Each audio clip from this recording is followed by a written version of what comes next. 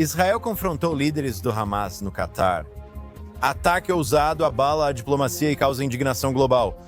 Em Jerusalém, homens armados atacaram um ônibus, enquanto as forças de defesa de Israel planejam ofensiva em Gaza. E nos Estados Unidos, o assassinato de Charlie Kirk em um evento universitário causou ondas de choque na política em alto nível. Essas notícias e muito mais no episódio de hoje do Minuto Jerusalém.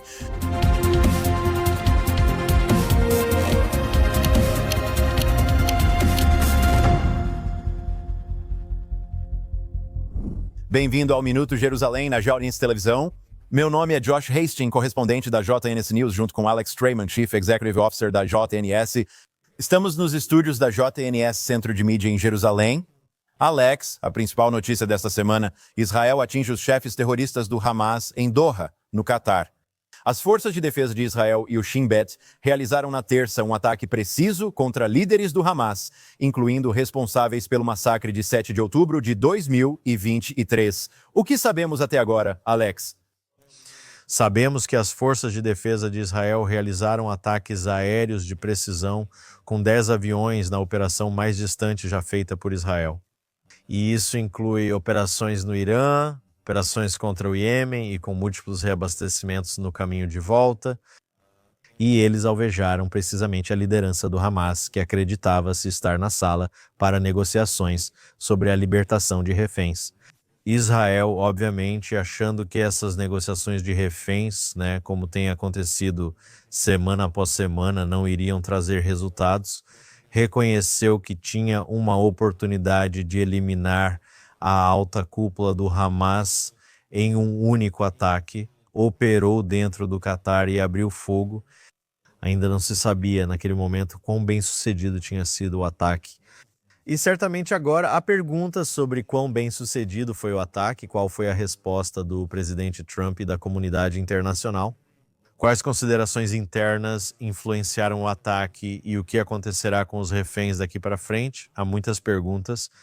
Sim, vamos analisar isso. Quero dizer, neste momento, não está claro se alguns desses líderes do Hamas foram realmente mortos no ataque.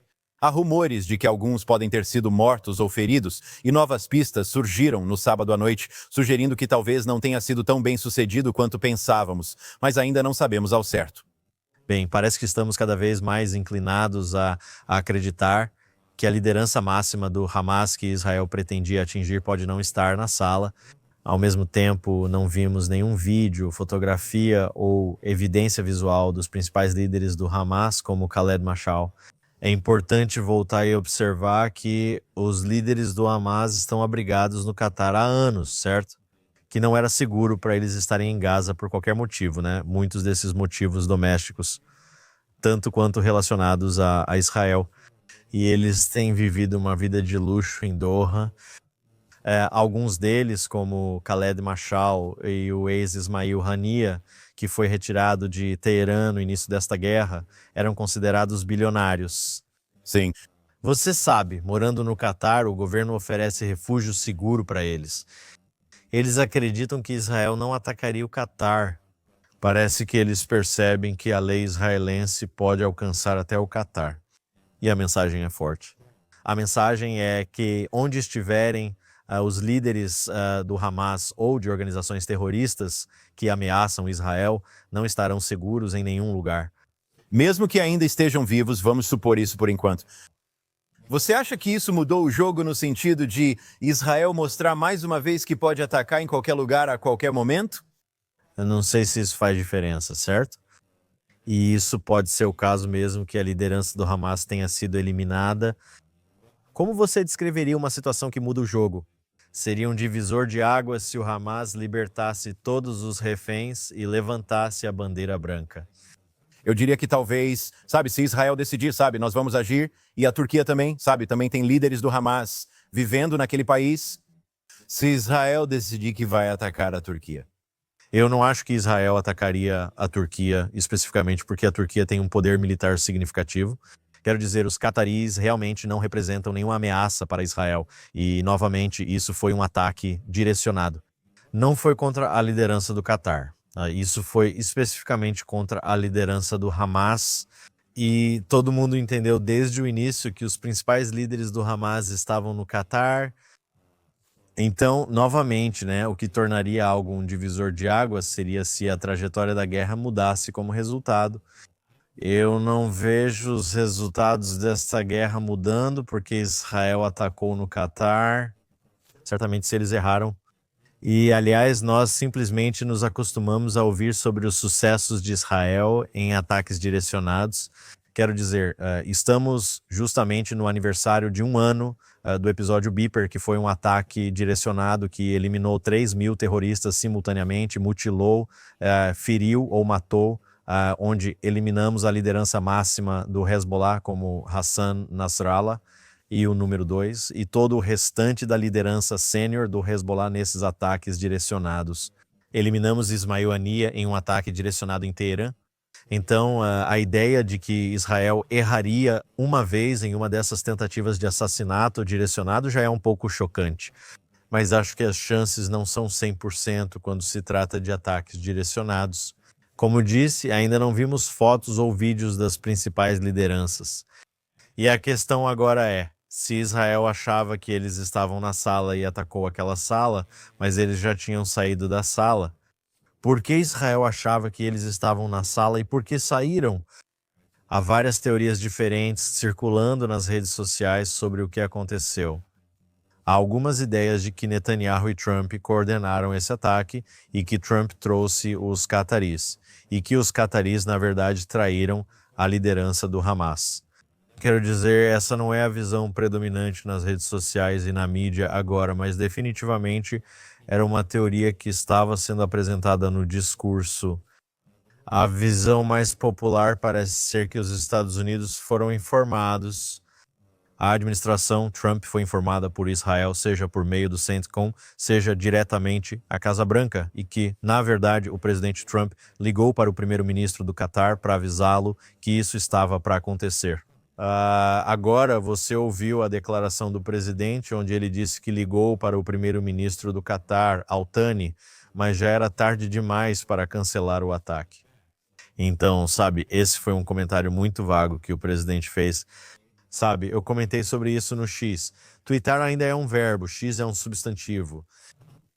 Mas, sabe, pareceu que houve uma resposta muito interessante, uma declaração do presidente dos Estados Unidos dizendo, por um lado, que estavam desapontados, que foi lamentável o local do ataque, que é meio lamentável que os líderes do Hamas estejam no Catar, que estejam em Doha.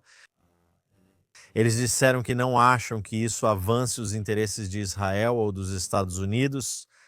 Ao mesmo tempo, ele ligou para o presidente e Caroline Leavitt, a porta-voz do presidente, disse que é um esforço válido tentar eliminar a liderança do Hamas onde quer que estejam e que esperavam que isso pudesse ser um potencial gatilho para a paz em vez de uma guerra maior. Mas o presidente também afirmou que isso não vai se repetir.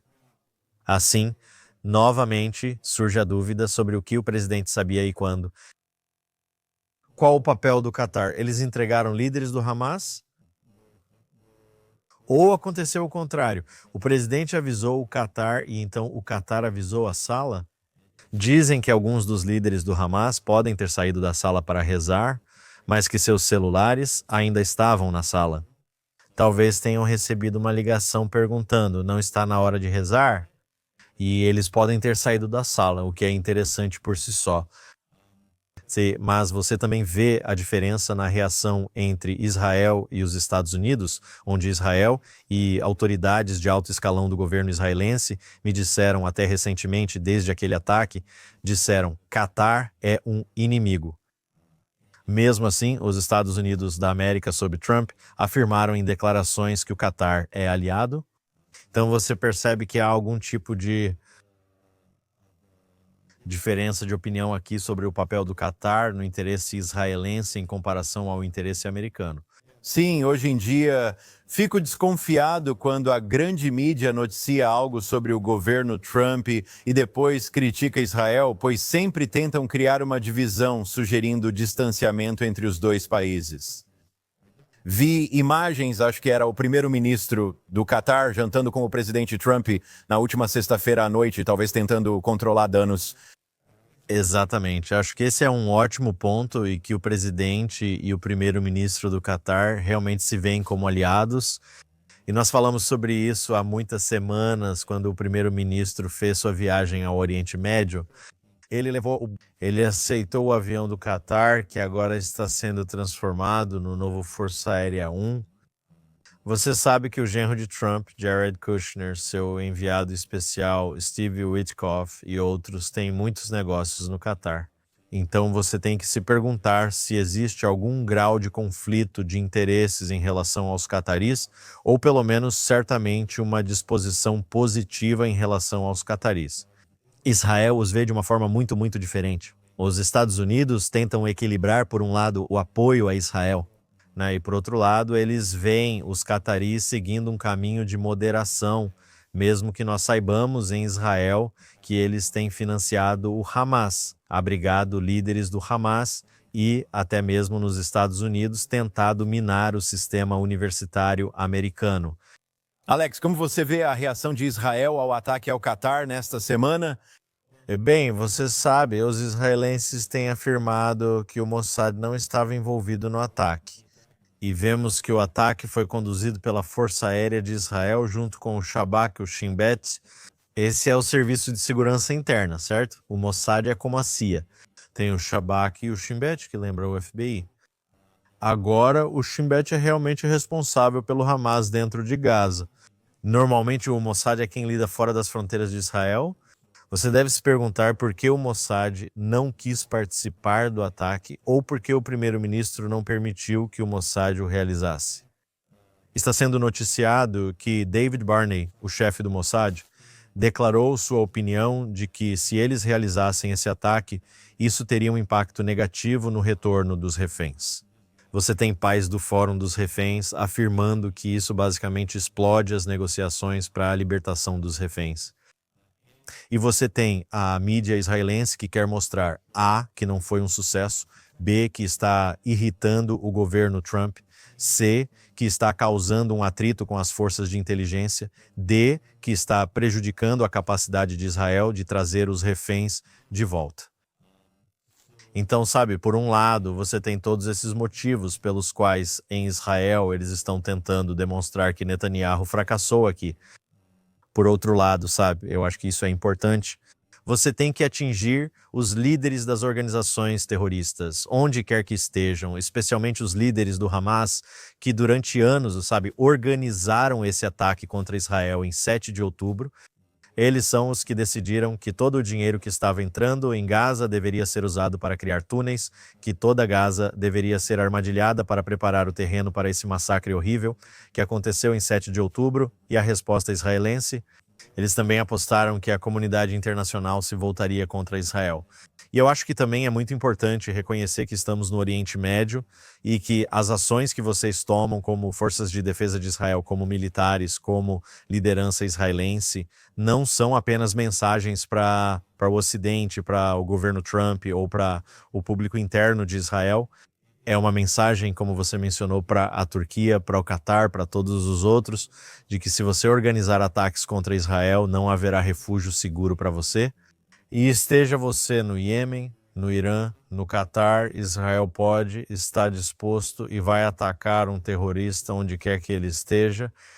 Em relação à comunidade internacional, Israel foi condenado pela Organização das Nações Unidas, condenado por governos de todo o mundo árabe na União Europeia. E há muitos dizendo que a decisão de Israel de fazer isso basicamente selou o destino dos reféns. Você tem israelenses, pelo que entendi, familiares que estão dizendo isso. Por outro lado, há quem odeie Israel e questione nas redes. Se Israel se importasse com os reféns, por que atacaria o grupo do Hamas enquanto discutiam uma proposta dos Estados Unidos da América? Além disso, vimos alguns dos... Se quisessem libertar os reféns, tiveram 2 anos para isso. Exatamente. Ok. Não há incentivo para o Hamas libertar os reféns, né? Os cataris basicamente são o Hamas do ponto de vista de Israel. Catar e Hamas são a mesma coisa. Eles não acreditavam que os cataris cumpririam o prometido, por isso Israel não atacou no início da guerra. E eles poderiam ter feito isso, e muitos argumentam que deveriam ter atacado as lideranças do Hamas mais cedo na guerra. mas Israel realmente queria dar tempo para a possível libertação desses reféns. Agora, Israel percebe cada vez mais que enfrenta uma barreira com os cataris e o Hamas. Eles entenderam que era hora de tirá-los. Agora, você viu a condenação internacional ao ataque, obviamente, aí os cataris dizendo, sabe, isso é uma violação da nossa soberania e segurança. O Conselho de Segurança votou contra Israel como de costume e desta vez os Estados Unidos da América não vetaram. Mas a condenação não citou Israel pelo nome, eles apenas falaram sobre ataques dentro do Catar. Então foi uma declaração sutil que os Estados Unidos não vetaram, mas é interessante saber que eles não vetaram, e isso pode ser uma pista de como os Estados Unidos realmente se sentiram sobre isso. Mas para aqueles que dizem, e eu também ouvi esse argumento, que isso está prejudicando a imagem diplomática de Israel, quero dizer, em que mundo estamos vivendo aqui? Ok, a imagem diplomática de Israel está no fundo do poço agora porque a comunidade internacional se voltou contra Israel há muito tempo nessa guerra. Então eu acho que você realmente não pode, você não quer irritar o presidente Trump, com certeza, porque é ele quem está te apoiando. Mas em relação ao que o resto do mundo pensa sobre as ações de Israel dentro de Gaza agora, quero dizer, acho que essa consideração, sabe, já foi deixada de lado há muito tempo. Não, absolutamente, concordo plenamente com isso.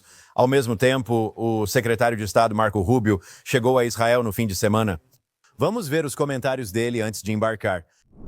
Nosso relacionamento com Israel continua forte. E pode ser que, você sabe, coisas ruins aconteçam ou surjam nesses relacionamentos que talvez você não esteja 100% alinhado ou algo assim, mas isso não vai mudar a natureza do nosso relacionamento com a Ucrânia. Então vamos ter que conversar sobre isso. Então, mais uma vez, os Estados Unidos não estão satisfeitos com o ataque, mas, sabe, eu levo isso com um certo ceticismo. Vamos falar sobre a presença de Rubio em Israel neste momento, né? O significado da viagem dele agora. O secretário de Estado não cancelou a visita por causa do ataque. Quero dizer, e você tem que se perguntar, quando ele diz, obviamente, não estamos satisfeitos com isso, né? O presidente não ficou satisfeito com isso. O quanto eles realmente não ficaram satisfeitos? Até que ponto eles estão apenas fazendo jogo de cena para os cátaris e para o resto da região neste momento? Muitas vezes você percebe que há esses jogos duplos sendo feitos por Netanyahu, pela administração Trump. Lembramos que antes dos ataques ao Irã, o presidente disse que poderia haver talvez mais algumas semanas. Eu não posso segurá-los por muito tempo. Você vê que as declarações que eles faziam em público realmente não estavam alinhadas com a coordenação militar, a coordenação diplomática entre Israel e os Estados Unidos.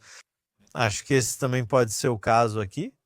Sabemos que o secretário de Estado também veio a Israel, especificamente para a inauguração da parte superior da estrada de peregrinação, que é a estrada que levava de uma grande piscina na cidade de Davi, abaixo da cidade velha de Jerusalém, abaixo do Monte do Templo, onde as pessoas iam para se purificar no banho ritual. E então eles subiam essas escadas em direção ao templo para realizar o serviço lá. Acredita-se que os cristãos creem que Jesus percorreu essa estrada. Então é um local que é importante tanto para judeus quanto para cristãos. O secretário de Estado participará, acredito que será na segunda-feira, nessa cerimônia de abertura. E isso também é um testemunho do reconhecimento dos Estados Unidos de que Israel e Jerusalém são uma cidade bíblica israelense e que ela não pode ser dividida, da mesma forma que Israel, os Estados Unidos, transferiram sua embaixada de Tel Aviv para Jerusalém e declararam que Jerusalém é a capital eterna do povo judeu. A cidade de Davi mostra que Israel é a capital eterna dos judeus e o secretário de Estado vem para isso. Ele está se encontrando com o primeiro-ministro. Eles vão ao Muro das Lamentações na primeira parada, o que eu acho muito interessante também. Demonstra a grande fé em Deus que o secretário de Estado tem e reconhece que Israel é quem protege a liberdade de culto para todas as religiões no Estado de Israel. Precisamos ver o que resultará disso no âmbito diplomático. Eu não sei se o secretário vai fazer muitas declarações ou anúncios ou dar muitas entrevistas, mas eu realmente acho que essa é uma visita importante. E o fato de que ela está acontecendo, mesmo depois de talvez, de outra forma, os Estados Unidos, e nós teríamos visto Antônio Blinken cancelar essa viagem Claro, ele ficou chateado. Isso mostra os laços fortes entre Israel e os Estados Unidos. Sim, e eu encorajaria as pessoas a acessarem o site JewishNewsSyndicate.org para se manterem atualizadas sobre a viagem do secretário de Estado aqui em Israel e todas as últimas notícias sobre isso. Vamos mudar de assunto aqui. Há cerca de uma semana falamos sobre a aprovação de casas na área E1. Atualmente, quase não há construções entre Jerusalém e Malé Adumim. Metzal Smot, ministro das Finanças e da Defesa, aprovou casas. O primeiro-ministro Netanyahu parece decidido a construir essas casas. Netanyahu participava de uma cerimônia perto de Malé Adumim. Hussein, em que data? Na quinta-feira. Na quinta. Na quinta-feira, dizendo que não haverá um chamado Estado palestino. Dissemos, um Estado palestino não será estabelecido. E assim será, um Estado palestino não será estabelecido. A cerimônia foi a assinatura de um acordo para expandir oficialmente e construir na área E1, que conectaria Malé Adumim à cidade capital. Agora, obviamente, se o primeiro-ministro tivesse declarado que não haverá um Estado palestino, ok. Isso também teria sido motivo para um ex-secretário de Estado dos Democratas, Antony Blinken, cancelar essa viagem ou corrigir essa declaração. Não ouvimos Rubio corrigir essa declaração, porque no fim das contas acho que o secretário de Estado e o primeiro-ministro estão em total sintonia nisso, que não pode haver um Estado palestino como recompensa pelo terrorismo de 7 de outubro. Quero dizer, todo o propósito de todo o plano para a criação de um Estado palestino, a fórmula era chamada de terra por paz. Não faz sentido que o pior massacre terrorista do conflito israelo-palestino leve agora à criação de um Estado palestino. É o oposto disso. Israelenses, tanto da direita quanto da esquerda do espectro, reconhecem que você não pode entregar a Judéia e Samaria, ok? Para a criação de um Estado palestino que traria terroristas palestinos bem nas fronteiras de Netânia, na fronteira do aeroporto Ben Gurion, nas fronteiras norte, leste e sul de Jerusalém, e também próximo a outros centros populacionais israelenses. Bem, alguém que ainda é a favor da chamada solução de dois estados ou do estabelecimento de um Estado palestino é o presidente francês Emmanuel Macron, que na verdade esta semana recebeu parentes das famílias dos reféns em Paris e eles estavam pressionando-o para colocar a libertação de seus entes queridos como prioridade nos esforços diplomáticos. Então, qual é a importância de Macron em tudo isso, especialmente considerando que, repetidas vezes, ele parece criticar Israel e pedir por um chamado Estado palestino? Qual é a importância desse encontro com as famílias dos reféns? Bem, o presidente Macron, que, aliás, acabou de ter que substituir o primeiro-ministro dele, pois o primeiro-ministro renunciou. O governo dele está em frangalhos, atualmente ele é um presidente francês sem poder. Acho que haverá uma eleição em algum momento no final de 2026 ou no início de 2027.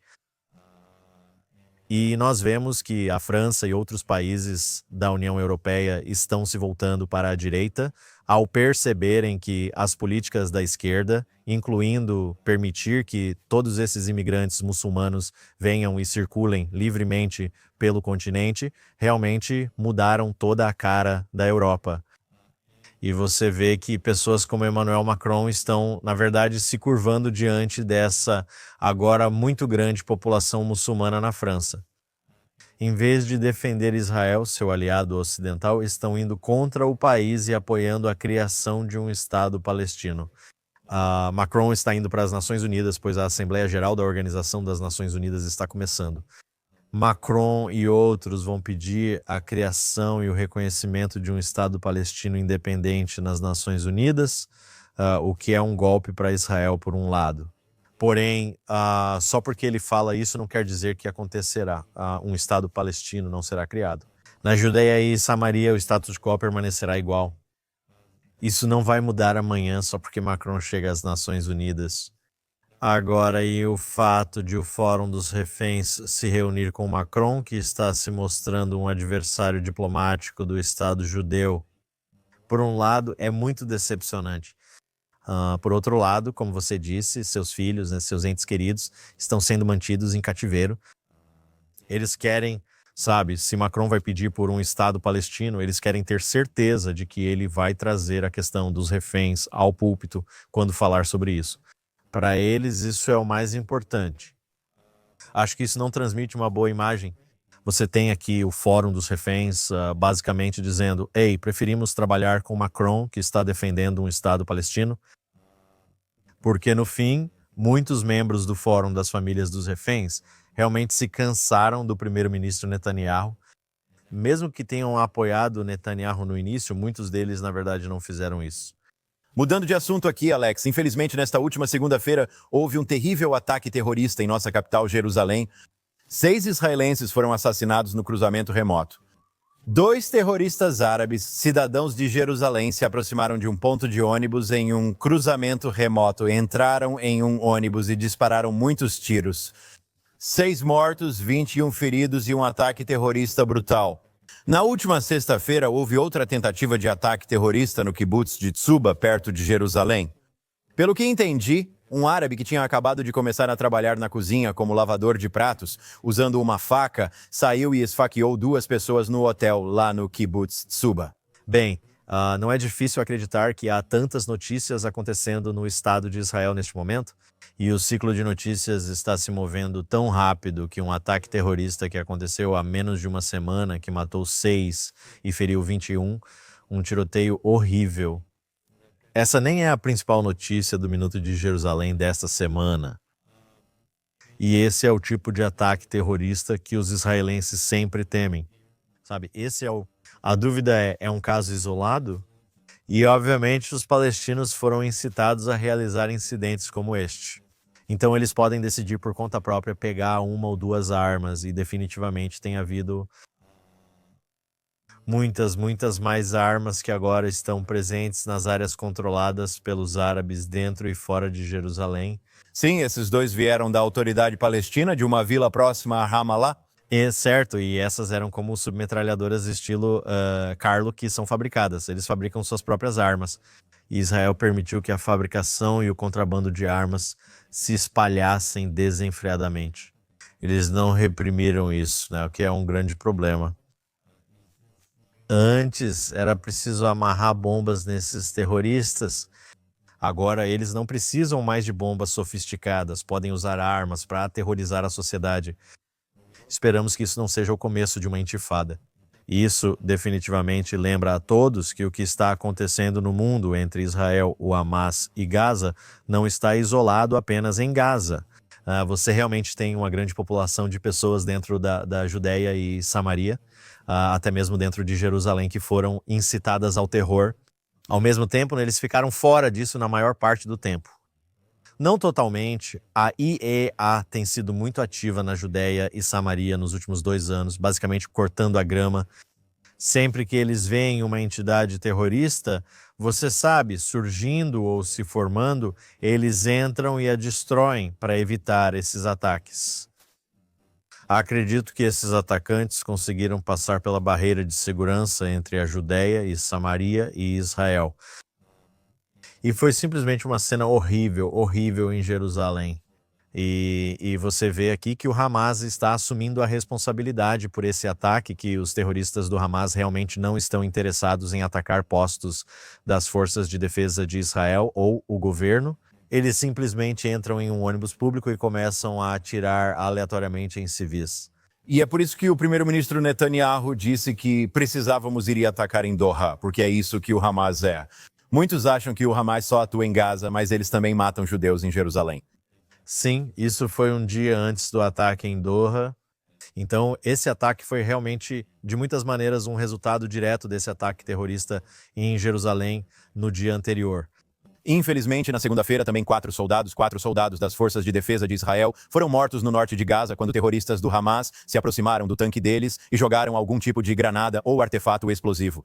Segunda-feira foi um dia terrível. Mas o foco segue em Gaza e na cidade de Gaza, como dissemos nas últimas semanas. Segundo as forças de defesa de Israel, 280 mil habitantes árabes foram evacuados de Gaza antes de um ataque total das forças israelenses à cidade de Gaza. Falamos sobre as imagens daqueles prédios altos desabando? Houve mais prédios que as forças de defesa de Israel derrubaram, incluindo o ataque a 500 alvos nos últimos dias, em preparação para um ataque em larga escala à infraestrutura do Hamas naquela cidade. Acho que esse número está, na verdade, invertido, né? Havia cerca de 1 milhão de habitantes de Gaza na cidade de Gaza antes da guerra e antes dessa ofensiva, e agora muitos fugiram e restam cerca de 280 mil. Agora ele pensaria, e o primeiro-ministro deixou isso muito claro, saiam da cidade de Gaza. E há muitos moradores de Gaza realmente desanimados neste momento. Eles dizem, olha, se a gente for para esse lado, vamos ser mortos. Se a gente for para aquele lado, vamos ser mortos. Não vamos mais nos mover.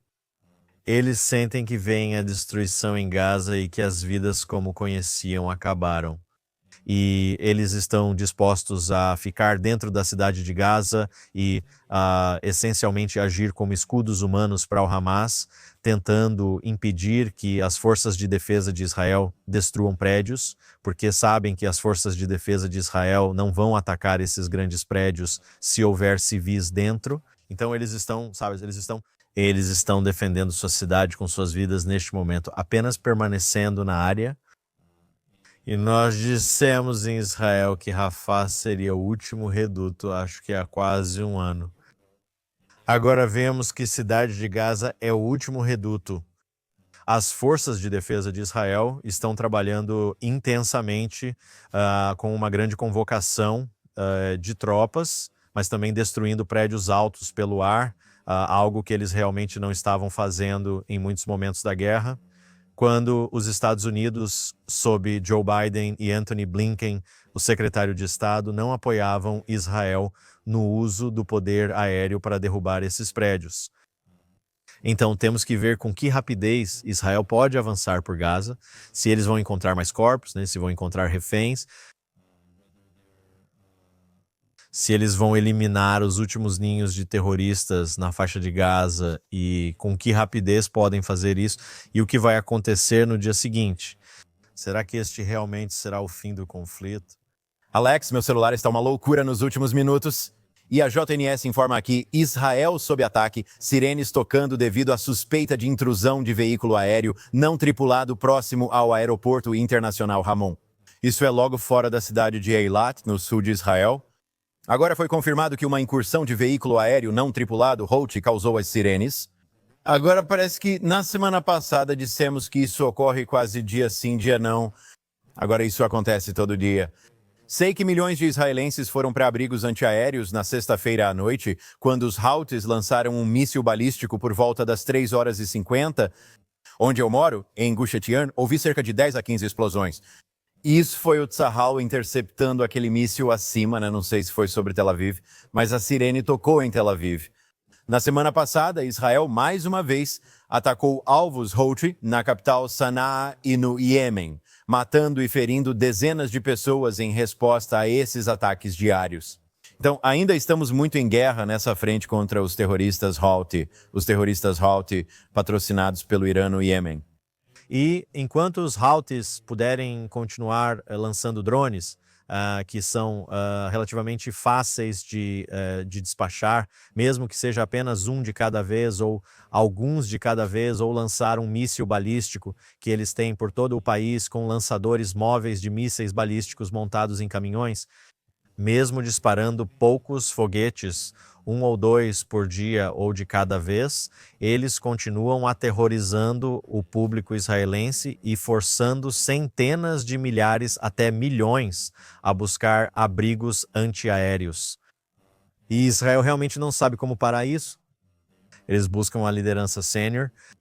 Vimos que eles conseguiram atingir parte da liderança dos Houthis algumas semanas atrás e que estão atacando infraestrutura importante dentro do Iêmen.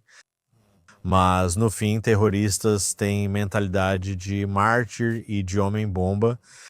Eles vão lutar até a morte e vão continuar lutando, e Israel vai continuar sendo atacado.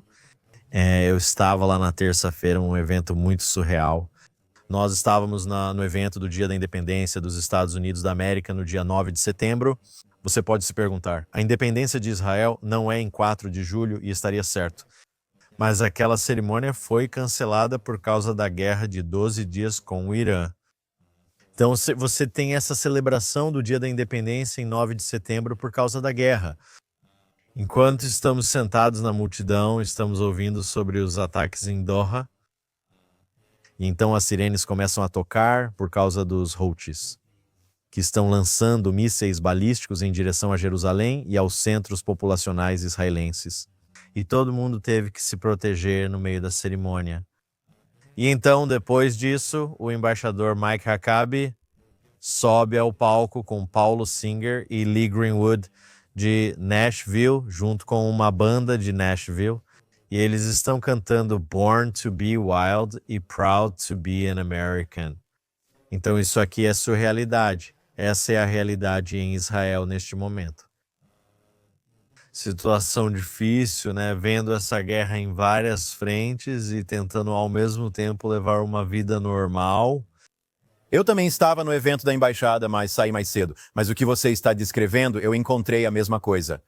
Com milhares de pessoas reunidas em um evento ao ar livre, não há para onde fugir. Você só tem que fazer o seu melhor, se jogar no chão, colocar as mãos sobre a cabeça. Eu estava em outro evento, a mesma coisa aconteceu. Eu estava em Gush Etzion, não tinha para onde ir. Há centenas de pessoas em um evento e você espera o melhor, mas isso tem sido quase diário em várias partes do país. E hoje é o sul de Israel que está sendo atacado pelos Houthis. Vamos mudar para o lado político aqui. Temos falado por mais de um ano sobre o primeiro-ministro Netanyahu e a farsa que é o seu julgamento, como eu chamaria. Um juiz do Tribunal Distrital de Jerusalém decidiu esta semana que o primeiro-ministro do Estado de Israel tem que comparecer a essas audiências 4 vezes por semana, enquanto é um primeiro-ministro gerenciando uma guerra em 7 frentes. Agora ele deve tirar folga a partir de 2 de novembro, agora 4 vezes por semana em vez de 3, e comparecer ao tribunal. O primeiro-ministro vai depor por 3 dias. Sim. No 4º dia, né, a defesa pode chamar mais testemunhas. Certo. Ok? Então aqui, sabe, a defesa pode chamar. Você tem o tribunal dizendo à defesa quais testemunhas ela deve chamar e quando. Ok. E por que o tribunal está ficando irritado? Por que o primeiro-ministro segue pedindo afastamento do julgamento? Ele precisou sair do julgamento antes das greves em Doha e disse que precisava de um tempo de folga.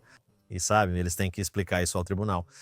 Houve até relatos de que ele estava preocupado porque eles tinham que informar ao tribunal basicamente o que estavam fazendo, os motivos pelos quais precisavam justificar a ausência no depoimento, que a greve vazasse e fosse divulgada para a imprensa antes da hora. Então, esses são os tipos de situações que, novamente, é realmente difícil entender como eles colocariam o primeiro-ministro. Sabe, neste ponto, estamos até falando de um julgamento em que, depois que a promotoria apresentou seu caso, o tribunal disse à promotoria que eles não tinham um caso de suborno, que era acusação grave de crime. Eles dizem, você não tem um caso, e então a promotoria se virou para o tribunal e disse, não, vocês verão no depoimento da defesa que isso vai aparecer. Sabe, isso teria sido motivo para anulação do julgamento nos Estados Unidos. O tribunal já obrigou a promotoria a mudar sua folha de acusações 3 vezes. Essas situações seriam motivo para anular o julgamento nos Estados Unidos. E aqui, mesmo enquanto a guerra está acontecendo, o primeiro-ministro é obrigado a testemunhar 3 vezes por semana, precisa pedir permissão para se encontrar com o presidente dos Estados Unidos, precisa pedir permissão para voar para a América e se apresentar nas Nações Unidas. Ele vai para lá na sexta, 26 de setembro. Então, aqui você tem o tribunal controlado pela esquerda e a promotoria realmente tentando prejudicar o primeiro-ministro. Quando o primeiro-ministro comete um suposto erro, eles também o atacam por esse motivo. Então, sabe, é inacreditável a quantidade de pressão que este primeiro-ministro está sofrendo e o fato de que ele atua mesmo nas circunstâncias mais difíceis. Sabe, mesmo que você não concorde com ele, mesmo que não ache que ele está, sabe, que ele está implementando as políticas da forma como você faria, é preciso respeitar a força e a determinação do primeiro-ministro só por estar atuando no seu melhor nível, passando de uma reunião com o secretário Rubio para um julgamento no tribunal, para ordenar um ataque em Doha, para ir a um evento onde ele declara que não haverá um Estado palestino e assina uma cerimônia para a construção em E1, em Ma'ale Adumim. Ele simplesmente atua em um nível muito, muito alto. Eu acho que o peso do mundo está sobre os ombros dele e é difícil ver quem mais no espectro político israelense poderia lidar com o tipo de pressão imensa e intensa que o primeiro-ministro enfrenta. Concordo com você, gostando dele ou não. Não sei quando esse homem dorme. Antes da última história, uma atualização. As forças de defesa de Israel interceptaram um drone Houthi com a Força Aérea de Israel. Não há relatos de feridos ou danos ali no sul de Israel. Por fim, o atentado contra Charlie Kirk enquanto falava em uma faculdade em Utah, que resultou em seu assassinato. O suspeito de 22 anos, Tyler Robinson, foi entregue pelo pai. O primeiro-ministro Netanyahu afirmou que Kirk era um amigo corajoso de Israel, assassinado por defender a verdade e a liberdade. Ele enfrentou mentiras e defendeu a civilização judaico-cristã. Falei com ele há 2 semanas e o convidei para Israel. Infelizmente, essa visita não acontecerá. Que ele descanse em paz, Charlie Kirk. Sim, e esse é um assassinato que repercutiu em Israel. Você sabe, nós sabemos como Tucker Carlson e outros se voltaram contra Israel. E eu diria até que as pessoas estavam se perguntando de que lado Charlie estava em relação a Israel nesses momentos da guerra. Mas aqueles que o conhecem, e eu o conheci, e você o conheceu e o entrevistou na JNS, sabem que ele era um fervoroso defensor do Estado judeu, que ele era um fervoroso defensor dos direitos de Israel na Judéia e Samaria. Você conhece o famoso vídeo em que ele diz a um estudante universitário: não existe um lugar chamado Palestina, é chamado de Judéia e Samaria. Existem fotos dele em Hebron, na Caverna dos Patriarcas, com uma bandeira de Israel. Essa foto foi tirada pelo nosso amigo Yeshai Fleischer. Charlie Kirk visitou toda a Judéia e Samaria. Você vê pessoas nas redes sociais dizendo que foi o Mossad que fez isso. Sabe, nem tudo é feito pelo Mossad, ok. Não podemos simplesmente... Não, os haters não podem. Lamentar Charlie Kirk e analisar isso pela perspectiva americana, podemos aprofundar um pouco mais. Acabamos de fazer uma mesa redonda especial, especificamente sobre o assassinato de Charlie Kirk, onde entramos um pouco mais na vida de Charlie e na quebra do discurso, tanto em Israel quanto nos Estados Unidos, que pode ter levado a um assassinato tão horrível. Mas para isso você vai ter que conferir nossa mesa redonda especial de Jerusalém. Confira com nossa convidada Tila Falak Levy. Alex, esse foi o tempo dessa semana. Eu sei que você está indo talvez ver Marco Rubio em alguns minutos. Secretário de Estado encontra primeiro-ministro no Muro das Lamentações. Tudo bem. Já conversamos sobre isso antes e agora vou lá. Então vamos dar uma olhada nisso. Enquanto isso, obrigado por nos acompanhar no Jerusalém Minute dessa semana. Agradeço a Yuri Svetsky, Zach Sickerman, Ryan Flifshitz, Esther Ed e equipe da GNS Televisão. Confira a programação incrível da JNS Televisão. Acesse jns.org para notícias de Israel, Oriente Médio e mundo judaico. Obrigado ao Alex Tremont, Chief Executive Officer da JNS. Obrigado, Josh. Obrigado por vir. Josh Hastings da JNS, ótima semana a todos. Nos vemos no Jerusalém Minute da próxima semana, aqui no JNS Media Hub em Jerusalém, a capital interna do Estado de Israel e do povo judeu. Tenham uma ótima semana.